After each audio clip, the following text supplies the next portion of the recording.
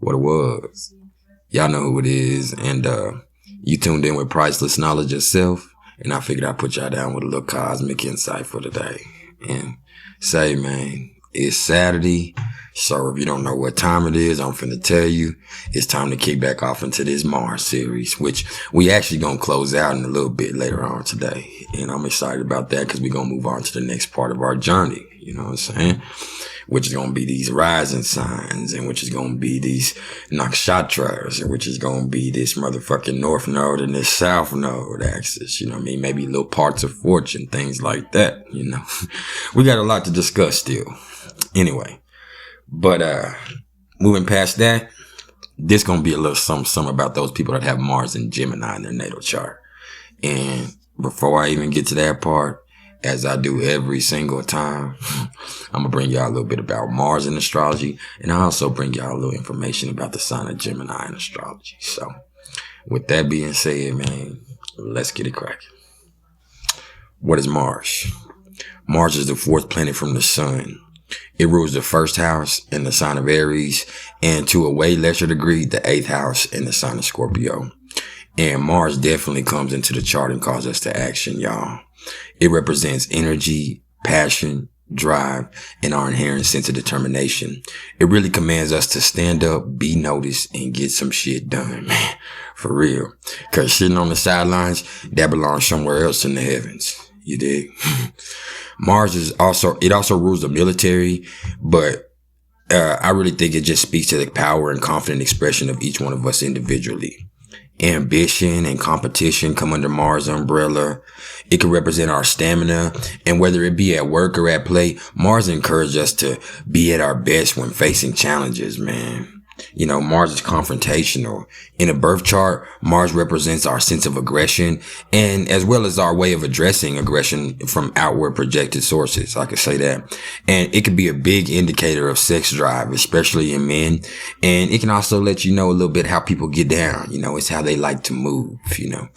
And wherever Mars shows up in a chart, I say it really speaks to how we assert ourselves aggressively and channel our aggressions in this life. Okay. And so, what is the sign of Gemini? The twins, huh? Gemini is the third sign of the zodiac. It rules over the third house.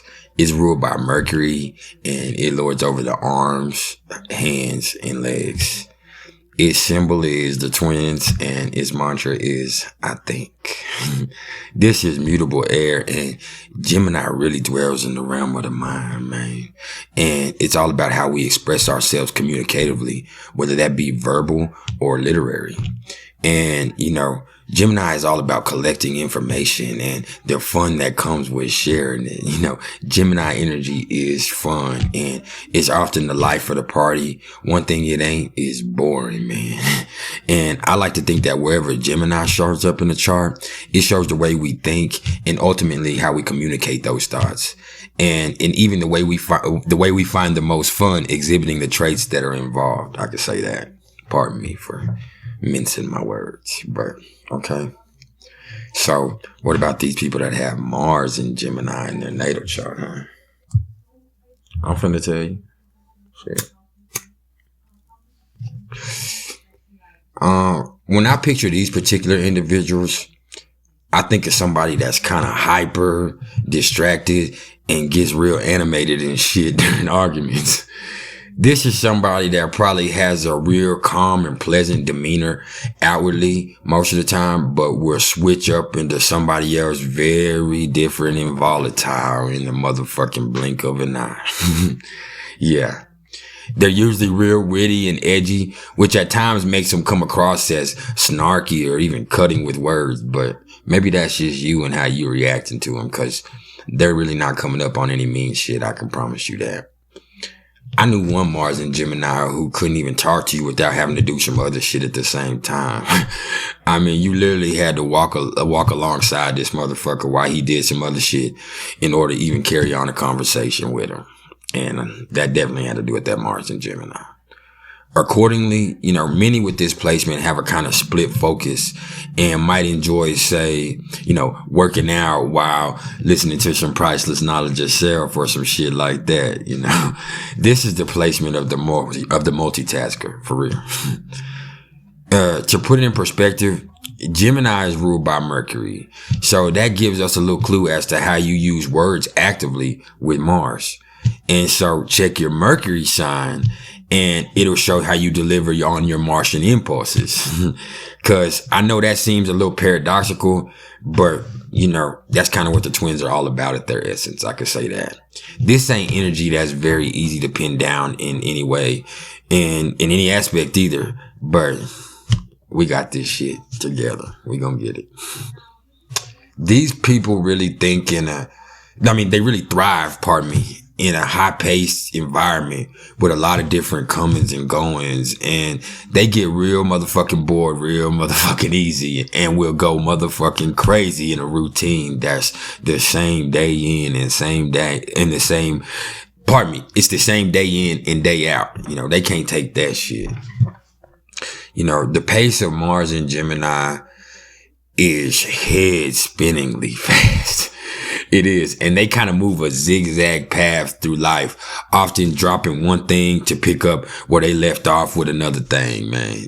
And having those loose ends, it don't fuck with them a lot because, they pretty much know they're going to come back around to it at some point eventually. And if that works for them. I could say that. They love variety and specialize in juggling a whole bunch of shit at the same time. And these motherfuckers are motivated by ideas. And, they might keep the TV or the radio going while they studying or working just to keep a strong, steady stream of inspiration going. They're those type. Gemini Mars folks are flexible within the process of getting from A to B, and they're open to altering course, as new information comes in. That's really what Gemini is all about at their core, down to that. I will say that if they lost interest in some shit, they ain't finna be fucking with it for too long. And, especially without talking shit and rolling their eyes the whole time like a little kid kind of, that's what you gonna get.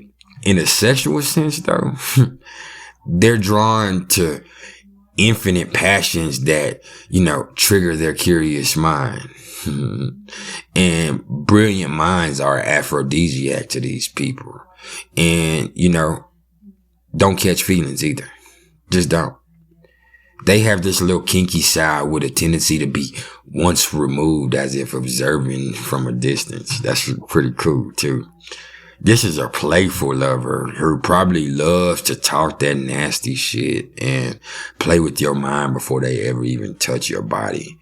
They just want to have fun, okay? This is the friends with benefit placement, I think.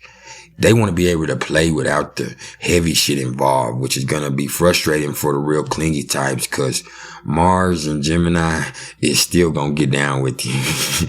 They still going to get down with you. And if you clingy, that's kind of on you, man. You just got to understand it.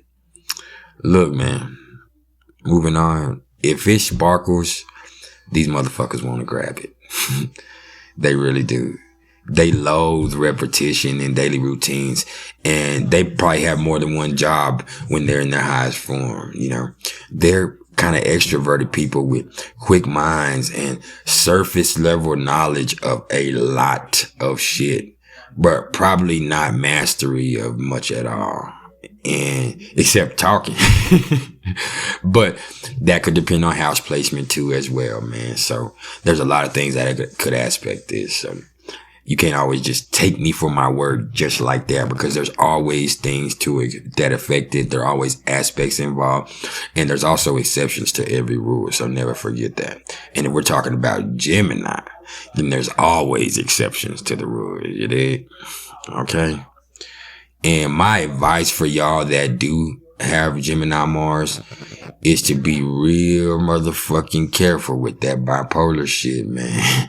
Cause, that could have you in the penitentiary forever. It could have you burning bridges. It could have all kinds of negative consequences if you don't learn how to get a handle on that shit, man. So, you know, especially when you ain't even really built like that to be doing malicious things, because that's not your nature. So think, man, which y'all have all the tools to do.